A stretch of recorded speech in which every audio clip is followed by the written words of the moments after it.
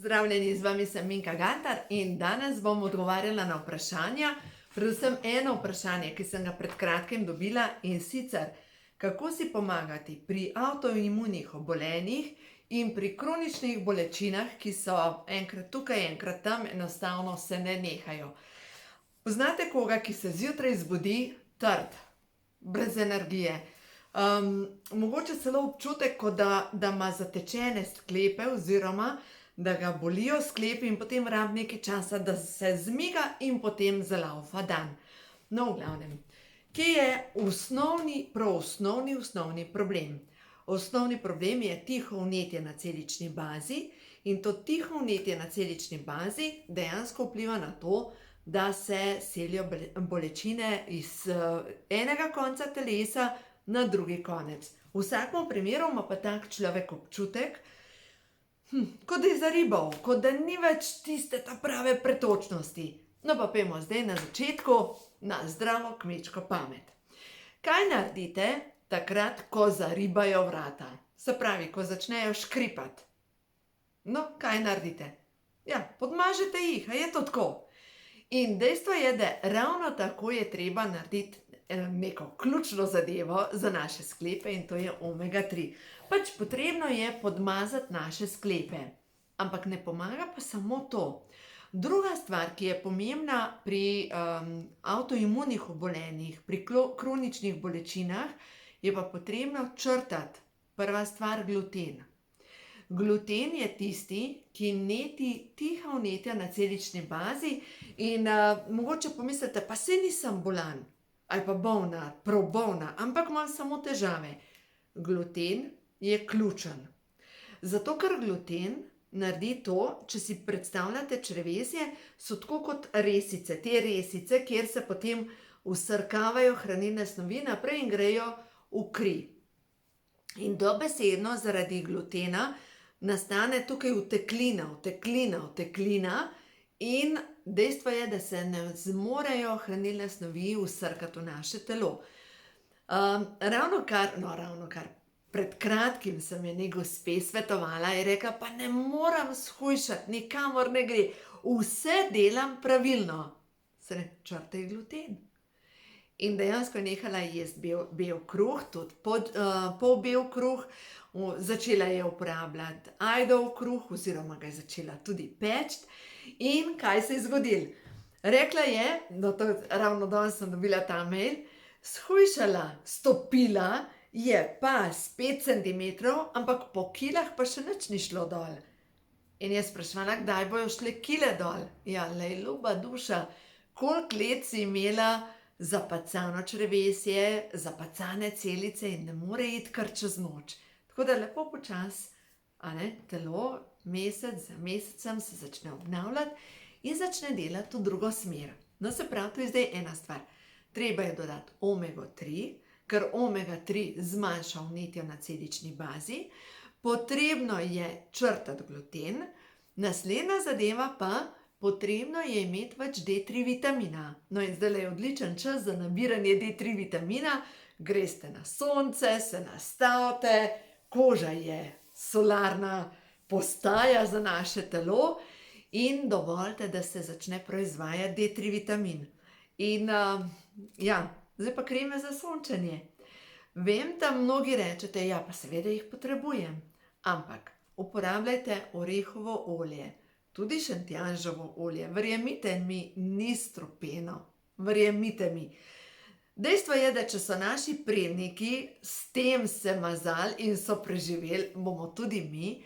Dejstvo je, da ta naravna olja, no jaz sem šentjanževko zadnjič že nabrala, sem že delala novo olje, nekega imam še od lanskega leta in dejstvo je, da to vpliva potem na lepo porjavelost kože.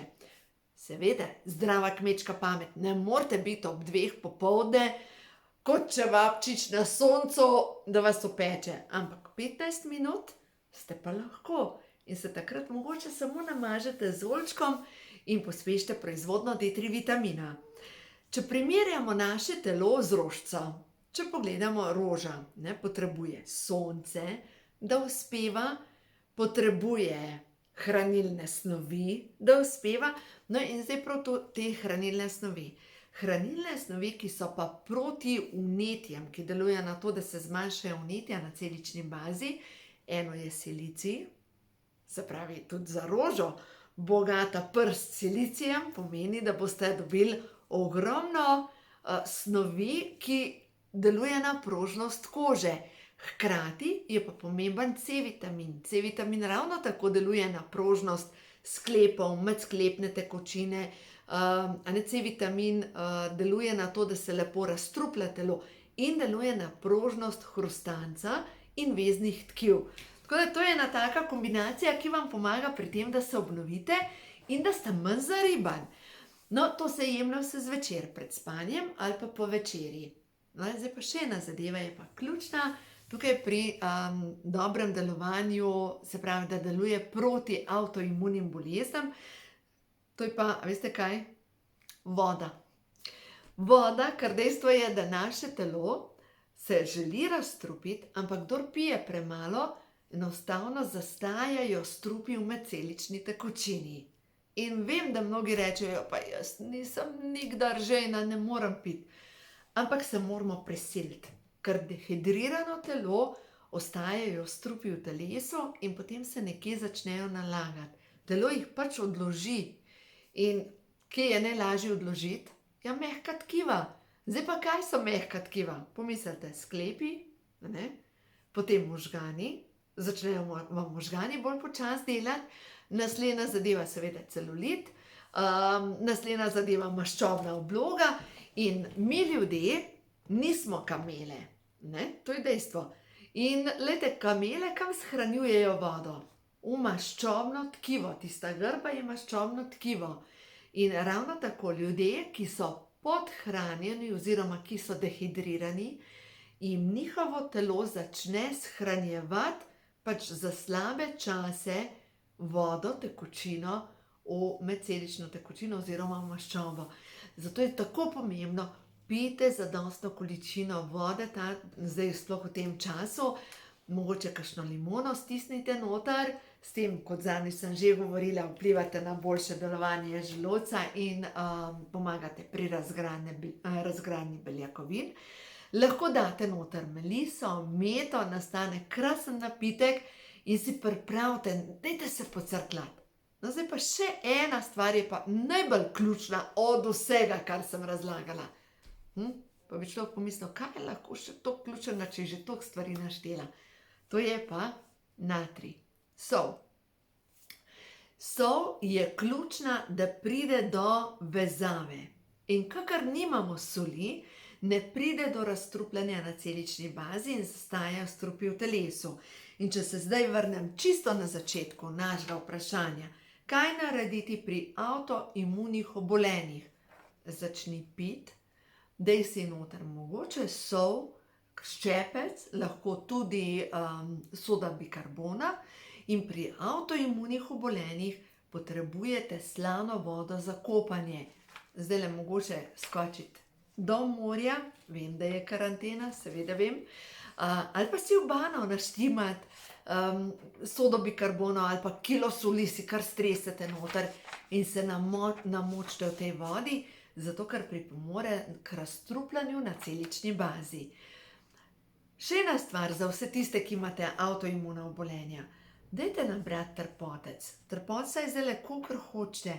Dajte ga nabrati, dajte skuhati čaj, dajte si narediti kopel iz tega čaja in boste videli, kako se bo dobro vaša koža odzvala in s tem se pospeši tudi razstrupljanje na celični bazi. Zdaj pa, kaj narediti, če vas bolijo sklepi, tam obolenja, ki se selijo iz enega konca na drugega. Vemo, da v lekarni se dobi kar nekaj žavb, ki so proti vnetjem. Bodite pozorni, ker mnoga ta sredstva proti bolečinam delujejo na jetra. Dajte majčkeno prebrati stranske učinke in mnoga ta mazila delujejo na to, da se povečajo jetrni encimi, kar pa spet ni dobro za vas. V tem primeru, če vas bolijo sklepi, dajte jih segrevati, mogoče nič ni narobe, če zdajle greste ležati tako na sonce, da vas segreje, ali pa da greste še vedno v savno Infrardeča savna vam bo pomagala od znotraj pregreti vaše celice in pospešiti razstrupljanje. In mogoče še ena stvar, pejte na zvočno kopel. Poglejte, kje ima Mateja Bobek, jaz z njo sodelujem, ki ima svoje meditacije in vam povem, zvočna kopel spodbudi ravno tako razstrupljanje na celični bazi in pomaga pri tem, da grejo strupi iz telesa. Tako da, zdaj, če na hitro ponovim, pri avtoimunih obolenjih, enostavno, to je bolezen, ki jo ne podedujete, ki se je ne nalezete, podedujete mogoče lahko nek vzorec, ki jo povzroča, ampak v osnovi je treba poskrbeti za to, da nahranite telo, naslednja zadeva pa, da ščistite telo vseh strupov, ker v nasprotnem primeru pač se kuha in nekje poči. No in zdaj za konec, pri avtoimunih obolenjih seveda je pomembno pozitivno razmišljanje, ker telo kliče po spremembi in želi neko spremembo, ampak mi smo včasih tako močno zabetonirani v nekem vzorcu, da ne slišimo sporočila. No in pri avtoimunih obolenjih je najbolj pomembna zdrava prehrana. Jest 5krat na dan, jest zdravo hrano in a veste, kaj sem včeraj pripravila? To je bilo dobro. Prejšnji dan smo jedle za kosilo ajdovo kašo, namesto riža. In ker sem več skuhala ajdove kaše, sem potem naredila iz nje hladno solato. In sem noter dala jogurt je beljakovina, je super. Potem sem dala noter narezano papriko, dala sem mlado čebulo zraven, dala sem peteršilj, pa mocarelo. Vam povem, pa sem pa samo začinila. To je toliko dobra poleta solata, poglejte, pa ima beljakovine, rastlinskega in živalskega izvora, pa ima vlaknine noter, zaščitne snovi in glejte, če boste dali še majčkeno čilija, paprika sama po sebi pa deluje na to, da pospeši cirkulacijo v vašem telesu in seveda pomaga pri razstrupljanju. In to je lahko odlična večerja za hujšanje. In še ena stvar, za vse tiste, ki ne spite, glejte, mogoče zvečer pojeste premajhno količino beljakovin, mogoče jeste samo solato in normalno, da telo ne more iz solate tvoriti rastnega hormona, in potem ponoči bedite.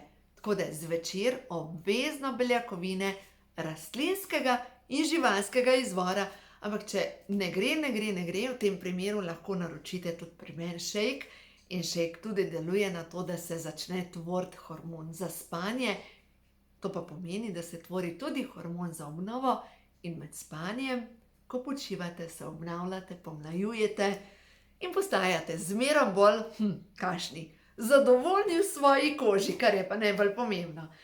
Vse se pa začne pri ljubezni do sebe, zato ker vse to, kar delamo zato, ker se imamo radi, ker se cenimo in ker je naše telo edino vozilo naše duše. Drugega nimamo. No, lepo se imejte.